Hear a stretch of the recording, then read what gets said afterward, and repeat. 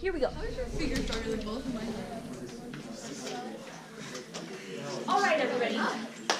So as we go through our trends today, once again, try to make the connection back to positive and negative forces.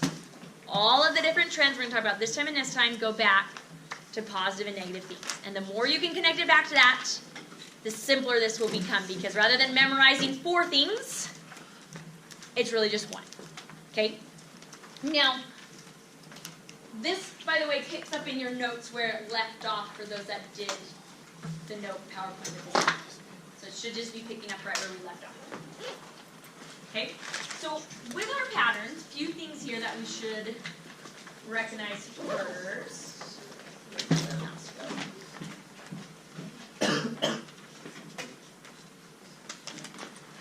I'm going to make an analogy in our classroom as we talk about these trends. Okay? So all of these trends go down to, once again, the fact that opposites attract. Inside of an atom, where's the positive force? The protons, the nucleus. And where is the negative force? The electrons. Okay? So pretend with me for today that we as a class are an atom. Okay? This balloon right here, we're going to pretend, is the nucleus. So what is the charge of this balloon? Positive. Positive, right? We're not counting how many because we'll change atoms, but as many protons as it has is how positive it is. Okay? Each of you, as a student in the class today, are going to be an electron. So how do you all feel about this balloon? I want to touch it. Okay, so you're all attracted to the balloon. Now, how do you feel about each other? Get away. Good.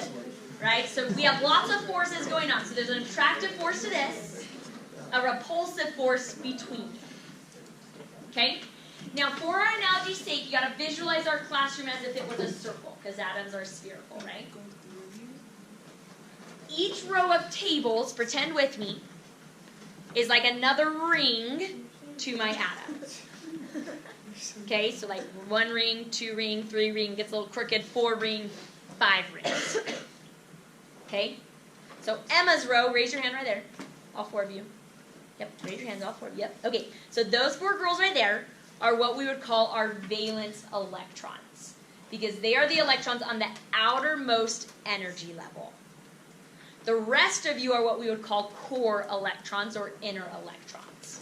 Okay? Now, with this idea of positive and negative force, remember it's about 2 factors. More protons, more electrons, more attraction. More magnets, greater force. The second thing is the distance factor. That's what this one is relating to. The smaller the atom, the closer the distance, and so the greater the attractive force. So 2 factors that they always go back to. Number of protons and how close they can get. Now,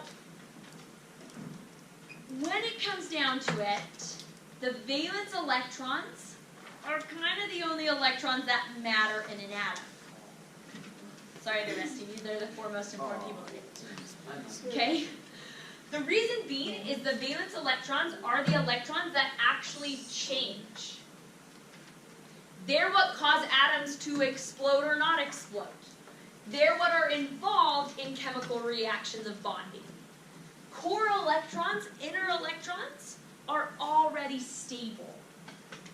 So you guys don't do much. You just are already happy, I guess you could say. So you just orbit your whole life long. They might share with another atom or go to another atom or things like that. Always looking for a person.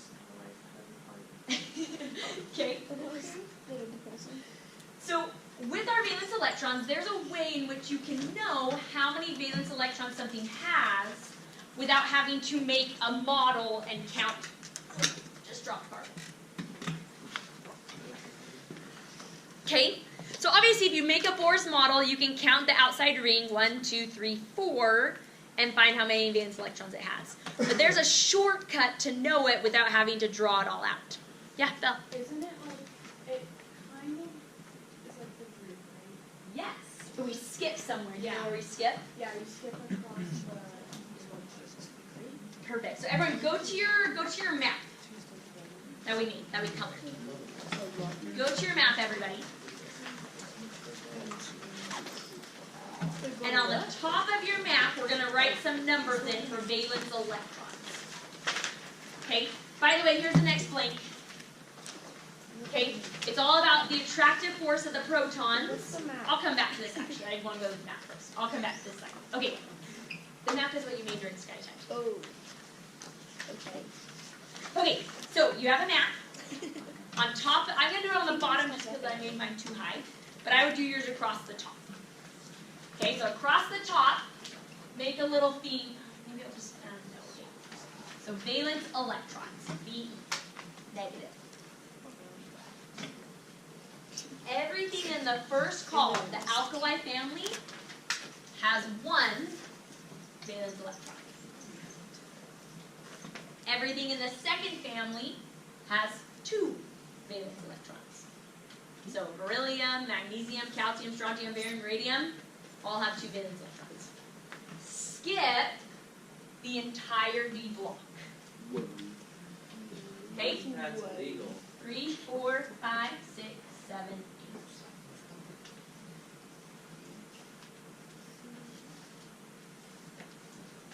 So 4 smiley face, don't say it out loud.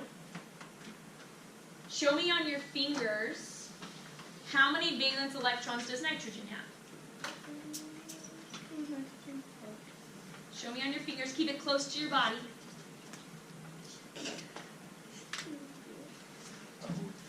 How many valence electrons does nitrogen have?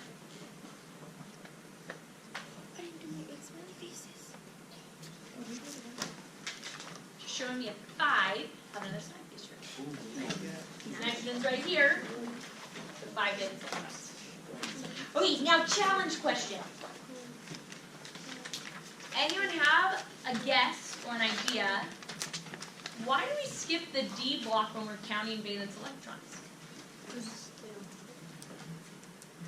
They gotta have valence electrons, right? Because everyone has outside, but not a bad thought. Any thoughts? Why would I skip that D block?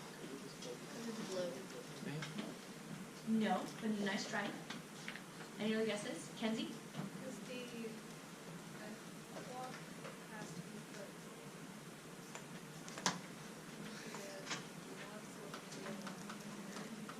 You're getting at the right point. What letter, when you go to your map, what letter is this D? 3D, right? What letter is this? Do these electrons get placed on the outside shell? No. The outside shell is the 4th shell. These electrons actually get placed on the inside shell. So they don't actually count as valence electrons. Now, what's weird, so how many valence electrons would you predict they have then? 2, right? Because 1, 2, and then all of these get tucked under. What's weird, though, about those transition metals, this middle group, is this 3D, like we talked about, is really, really close to the 4S. If you think of it like an onion, right? The 3D and the 4S are super, super close in distance.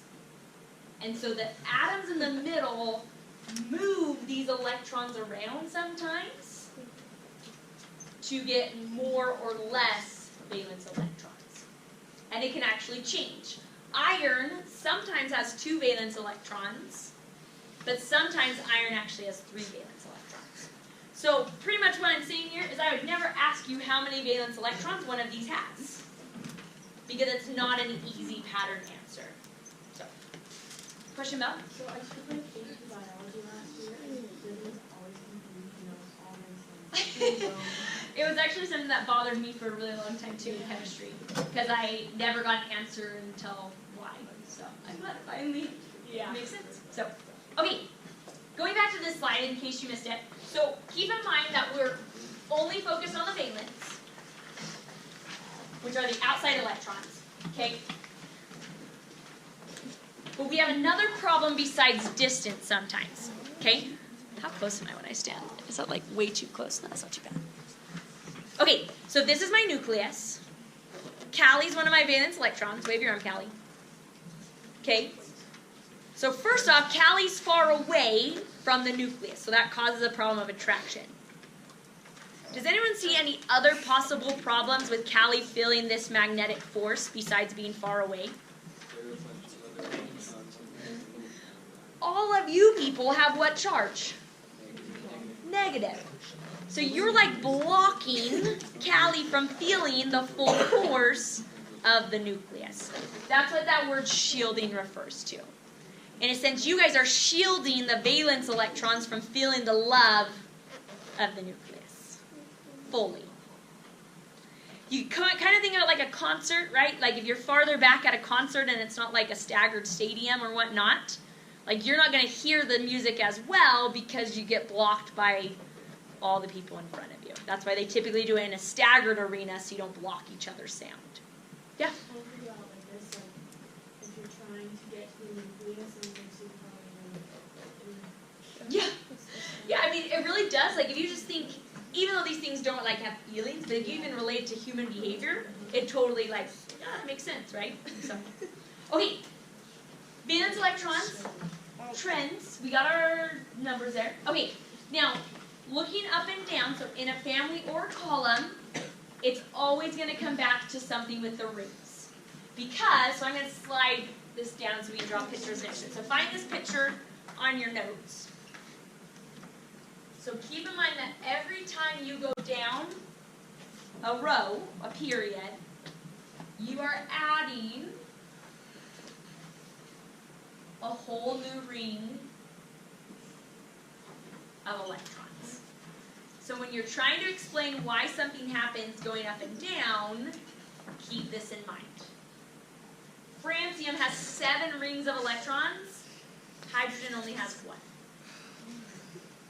Okay, so vertical pattern gets a big problem of distance, right? Those valence electrons get real far away. Right? If we were francium, my valence electrons would be like in the other classroom. Right? Because we're so big. Horizontally speaking, now it deals with, increasing charge. As I stay on the same row, so lithium to neon, they have the same number of rings, but neon has 10 protons in its nucleus to pull on that ring. So left to right, think more about increasing protons. Up and down, think about distance. Now, as we go through our trends today, there are some boxes and lines where it's a big space that says Y. Does everyone see that on the next page? Okay. If you focus on the Y of the trend, the other parts of the trend will just fall into place. If you ignore the Y, you're going to be memorizing a bunch of arrows and patterns. But if you focus on the Y, it really does simplify it so much. Now, I am not going to show you a slide that tells you what to write down in that Y box. We will discuss it together, and you can ask as many questions as you want, but I want you to formulate it into your own words, pictures, whatever makes the most sense to you. Because that is an extremely powerful tool for your neurons to connect, is for you to put it into your own words. Okay? Okay, first trend, atomic radius. In math, what's a radius? Good, I saw people like going like this, right, middle. It's the same thing in chemistry. An atomic radius is measured from the nucleus. Here's my picture. Here we go. From the middle of the nucleus to the outside edge. That's a measurement of an atomic radius. Now, all these things actually have numerical values. We're not going to focus on the numerical values. We're going to look at the patterns that they have. But a radius just tells you how big an atom is. The bigger the radius, the bigger the atom. Okay?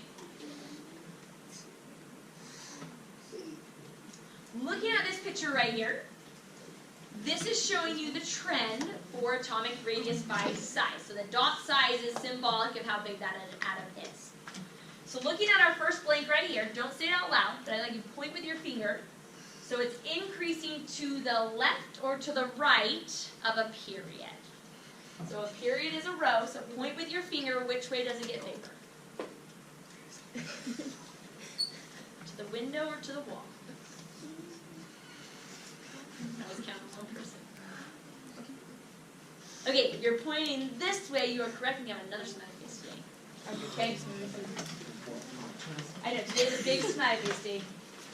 Sorry for the people who aren't here.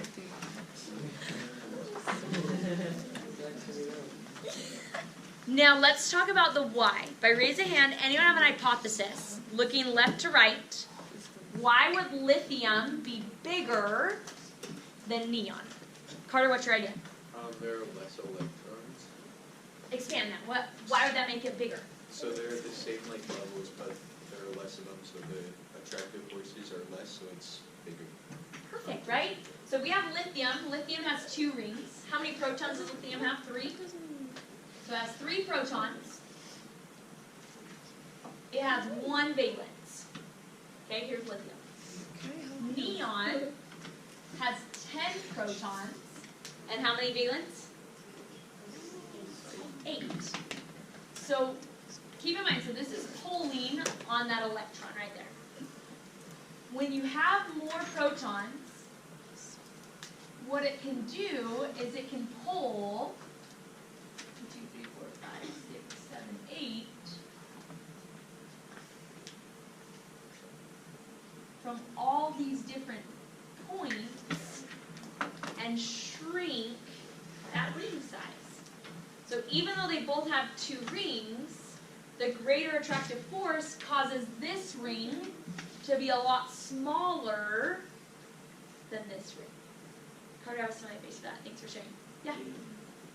So, one thing, another thing that's really kind of cool is that lithium wants to get rid of that one electron a lot more than neon wants to get rid of their electrons, because neon has a whole shell of their happy.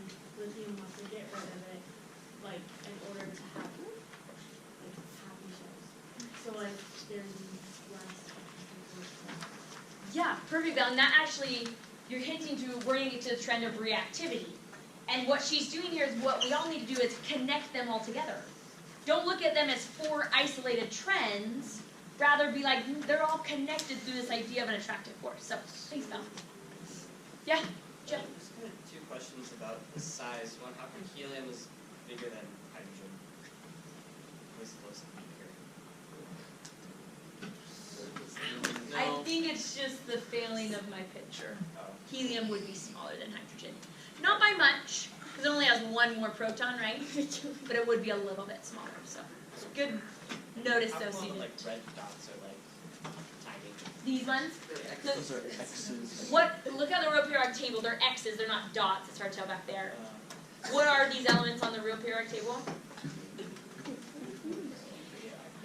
Radioactive and synthetic. all man-made. Because they're so radioactive, we haven't had a chance to actually measure their size. Because they decay in seconds. So we just don't have data on them. We can predict, though, based on the trend, probably what their size would be, right? But that's why this is based on the data of how big they are, and we don't know how big those truly are. So, good observation, though. Okay, let's look up and down now. So point with your finger. Does it increase up a group or down a group? Point with your finger. Generally speaking, now there's always exceptions to trends, but generally speaking, we see that it increases going down. Okay, someone give us a hypothesis of why. Why do they get bigger as I go down the table? More layers, right? More rings. They're going to get bigger.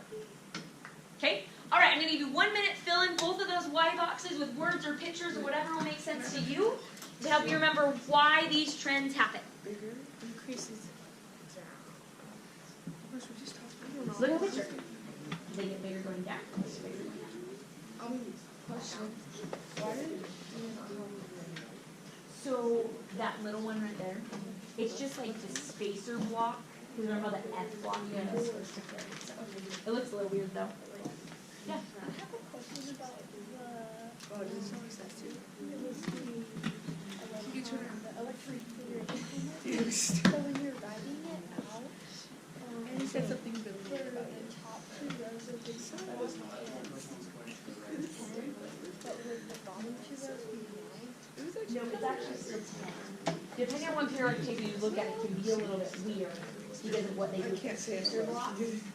But it is still 10. Oh, did you? Like if you look at this one, it's 10. That one can deceive you because of the spacer blocks they put in. And it says it. They pushed them away, but they actually are still part of the block. Good question. She copied me. In a sense, yeah, so like on that one, because it doesn't have a spacer block, yeah, technically that last one. There's more protons on like the electrons, so like it comes.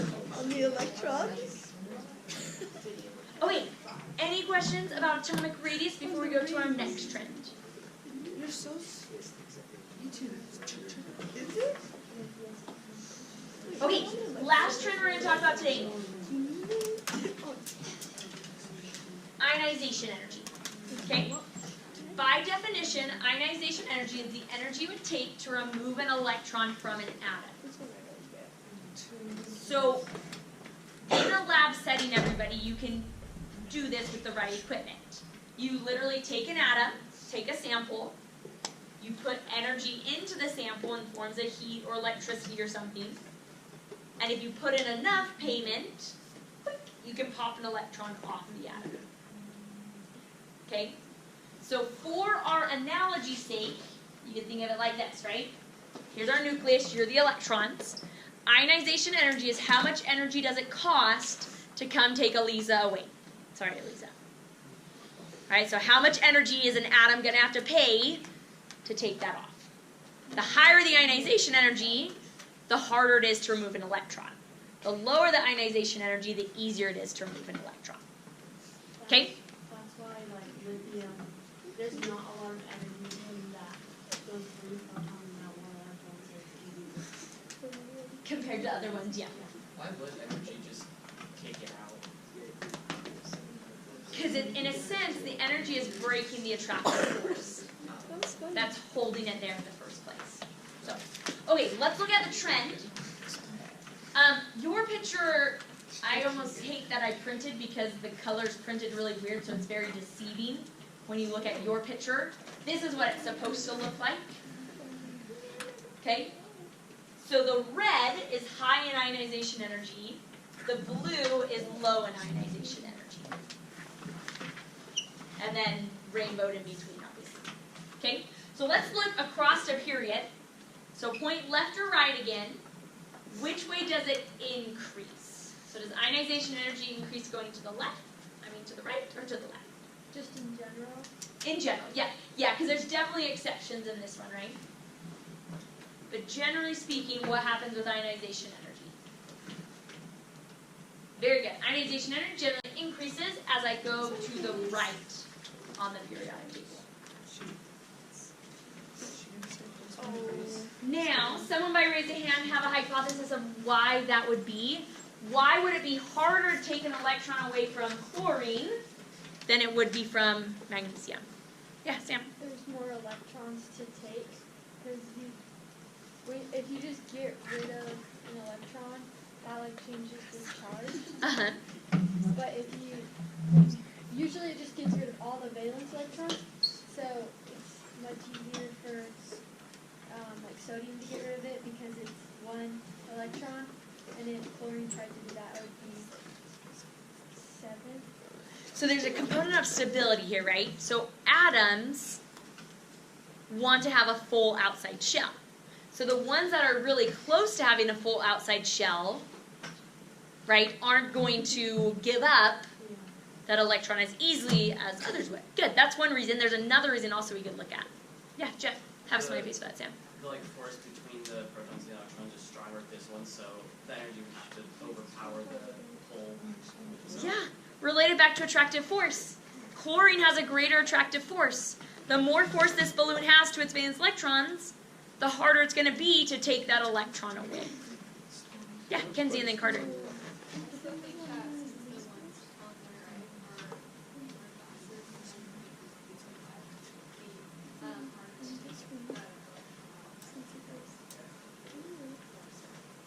Ooh, not a bad thought. When you actually do ionization energy, though, like we would do this in the lab, we actually change them all into gases to do it. So, but not a bad thought, though, definitely as they are. It would be harder, in comparing a gas to a solid, it would be harder to take one off of the gas. So, yeah, Carter. Like, for like neon lights, is that ionization neon? Or is it using it as a No. chemical? Because you're not, so we'll get to lights in, I don't remember what unit, a unit coming up, I think unit 7 or something. It's like a step below ionization energy. So ionization energy is when we rip the electron off. In lights, we're exciting the electrons to higher energy levels, but they're not actually being removed. Does that make sense? So, great question. Okay, any other questions about left or right? Why that is? Yeah, Addie.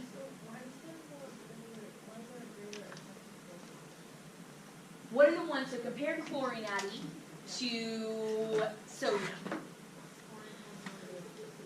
More valence electrons, and what else does that blue number tell us? Protons. So it has more valence electrons and more protons. So more magnetic force on both sides. So, does that answer your question? That's a good question.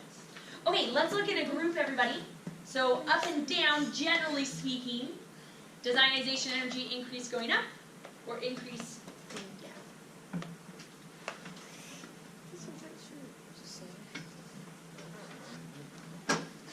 Good. So ionization energy increases as we go up, generally speaking. So why is it harder to take an electron away from fluorine than it would be from like iodine? What would be our reason there? Yeah, okay. It's, so we talked about how it's determined by distance and the attraction. Good. Because distance decreases as you move up the table, the force is going to increase too. So it's like we were saying over there somewhere, if there's more force that's holding it in, you need more force To take it out. Very good. Yep. If I'm fluorine, everybody, Camden is my valence electron because I only have 2 rings. Right? Someone tries to come and take Camden away, the force of attraction is super close. That's going to take a lot more force.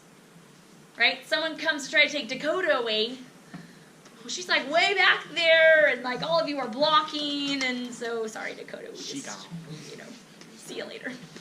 Right? So, one more smiley face for everyone. Don't say it out loud, but raise your hand if you can answer it. Which element on the entire periodic table is most willing to give its electron away? Raise your hand if you can answer that. Or in a sense, who has the very lowest of them all in ionization energy? Which element? Raise your hand. Do you have an idea?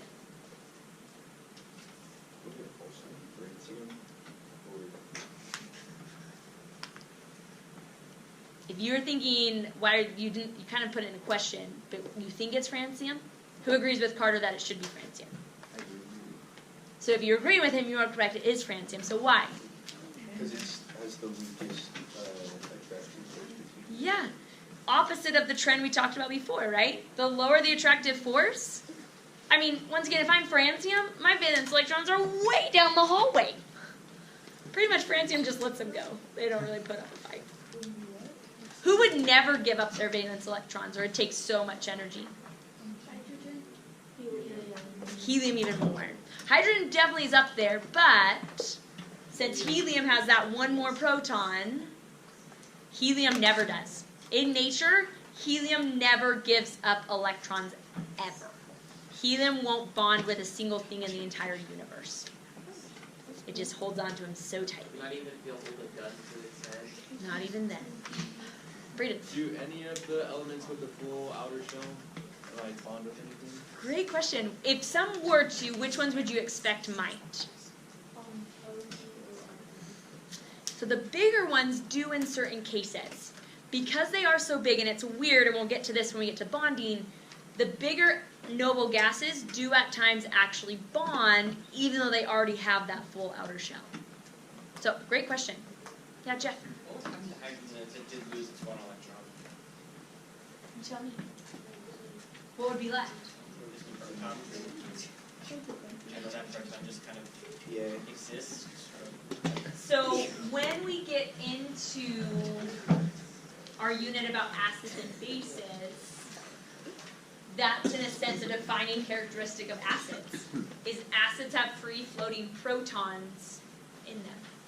In a sense, free-floating hydrogens, and that causes them to be very destructive in certain cases.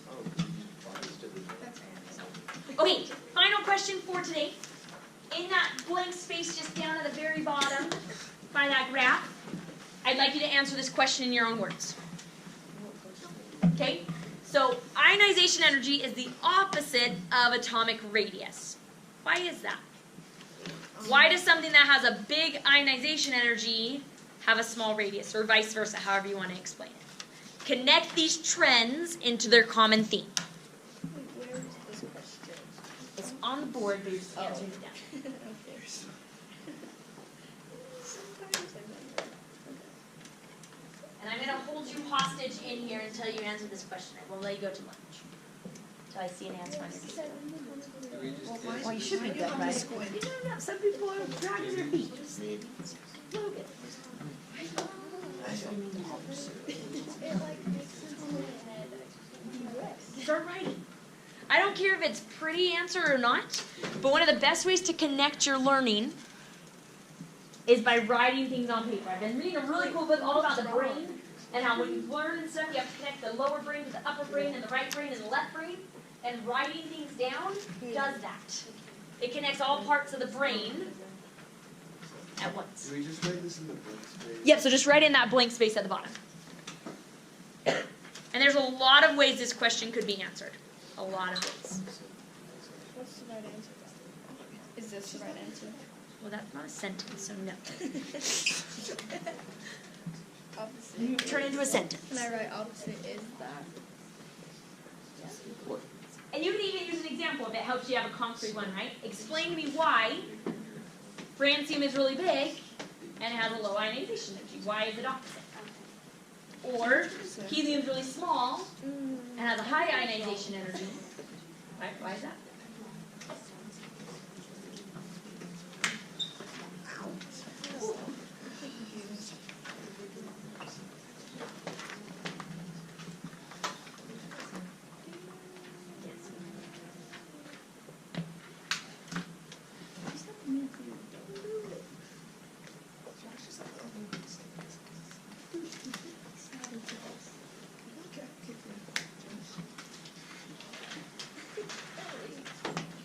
Okay, if you're still writing that question, keep answering it. If you've answered it already, pull out in your assignment packet this paper right here that says periodically puzzling.